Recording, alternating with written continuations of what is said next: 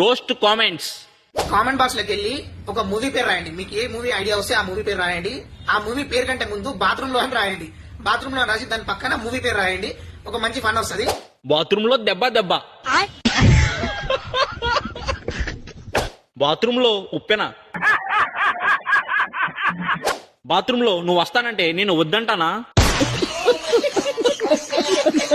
bathroom లో భారతీయుడు,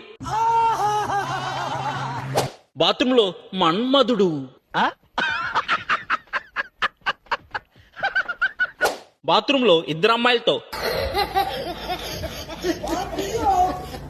bathroom లో చూడాలని ఉంది,